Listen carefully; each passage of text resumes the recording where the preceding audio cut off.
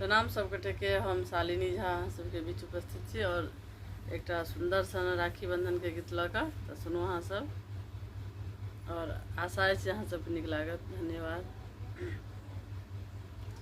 चली आओ चली आओ चली आओ चली आओ चली आओ चली आओ चली आओ यो भैया छै राखी के त्योहार।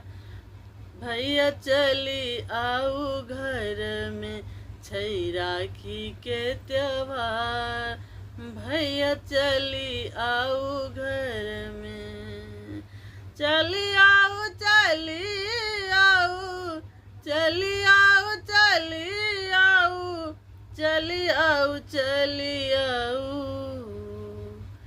भैया राखी के त्योहार में चली आओ भैया छै राखी के त्योहार। घर चली आओ भैया सावन पूर्णिमा दिन राखी हम किनलौं भैया। सावन पूर्णिमा दिन सावन पूर्णिमा दिन राखी हम किनलौं भैया। आहने ने आयब यो आहने ने आयब यो आहने ने आयब यो भैया मोती चूर के लड्डू। आहने ने आयब यो भैया मोती चूर के लड्डू। आहने ने आयब यो भैया मोती चूर के लड्डू। राखी के दिन भैया करब तैयारी हम। राखी के दिन भैया राखी के दिन भैया करब तैयारी हम।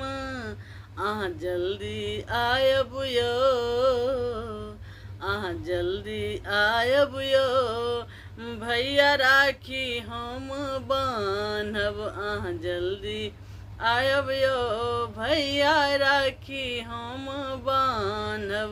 अहाँ जल्दी आयब यो भैया राखी हम बान्हब।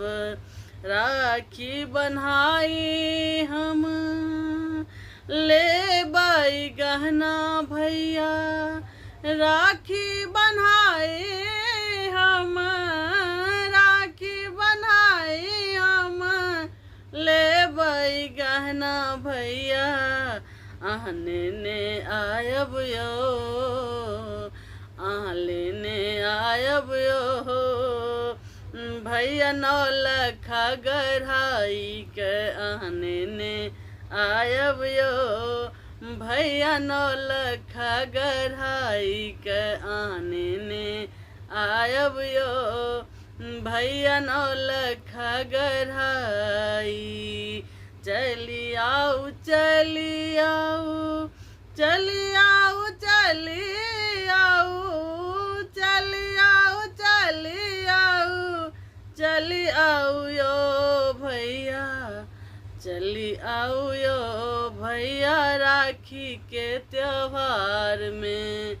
चली आओ यो भैया राखी के त्योहार में। चली आओ यो भैया राखी के त्योहार में। धन्यवाद।